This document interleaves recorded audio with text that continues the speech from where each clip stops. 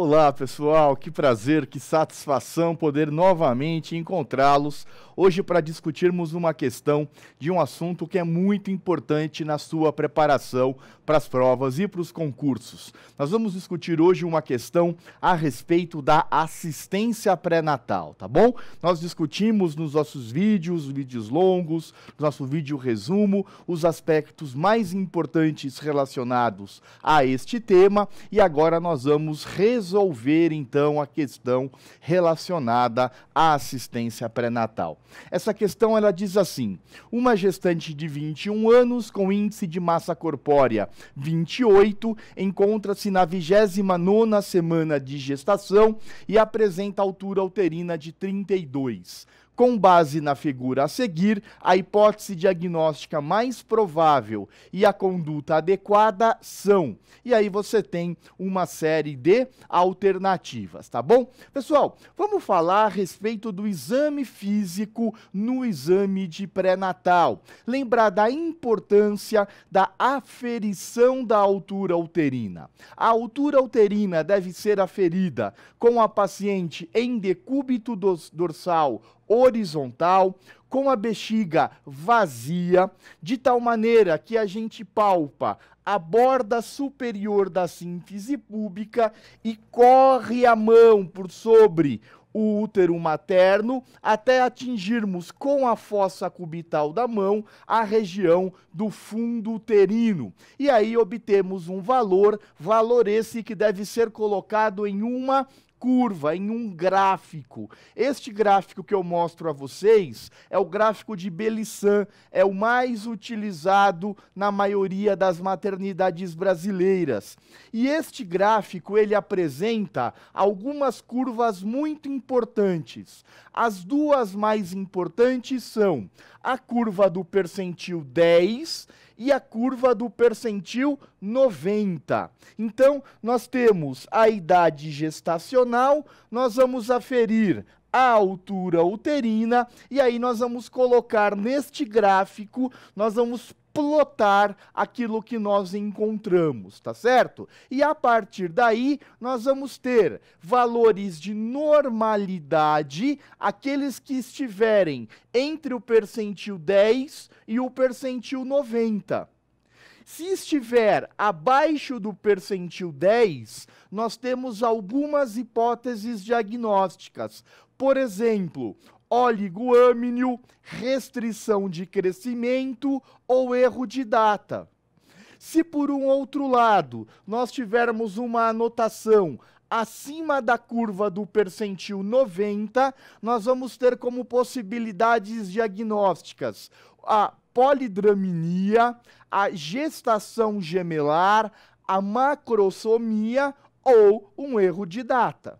Tudo bem? E a partir daí, nós vamos, grande parte das vezes, solicitar uma ultrassonografia para confirmação do diagnóstico daquela hipótese diagnóstica que nós fizemos a partir da aferição da altura uterina. Então, a gestante que tinha o MC de 28, ela estava na 29ª semana de gestação e uma altura uterina de 32, ele te deu aqui na própria questão a curva de altura uterina. O que nós tínhamos que fazer? Nós tínhamos que colocar a altura uterina de acordo com o gráfico que foi dado. Vamos ver, 29 semanas, então olha, 29 semanas, nós temos aqui 32 de altura uterina, é mais ou menos nesta região do gráfico. Esta região do gráfico está acima do percentil 90. E eu disse a vocês que sempre que estiver acima do percentil 90, nós vamos ter as possibilidades de macrosomia, polidrâmnio, gemelaridade ou erro de data. Vamos procurar as alternativas? Elas diziam assim, ó, altura uterina compatível com idade gestacional. Mentira! Compatível é entre 10 e 90, está acima do 90, portanto, não é compatível. Macrosomia fetal é uma possibilidade. Curva glicêmica de 2 horas com sobrecarga de 75 gramas de glicose. Perfeito. Veja, há a hipótese de macrosomia e nós sabemos que uma das causas que pode levar a uma macrosomia fetal é o diabetes gestacional. Como é que fazemos diagnóstico de diabetes gestacional? Por meio da sobrecarga glicêmica. Portanto, a alternativa B de Brasil está correta. Vamos ver as demais? C. Malformação fetal associada ao trato urinário com polidrâmino. Nananana. Quando nós temos uma malformação do trato urinário, por exemplo, uma obstrução do trato urinário, uma agenesia renal bilateral, o que nós vamos ter é um oligoâmino.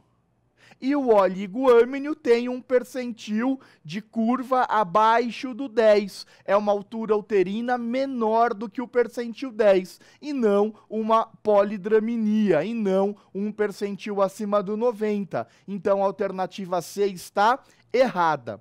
D. Feto restrito. Não, poderia ser um feto macrossômico, mas restrito estaria abaixo do percentil 10. Possivelmente em decorrência de infecção congênita, sorologia, parará, não é adequado. E macrossomia fetal, ok.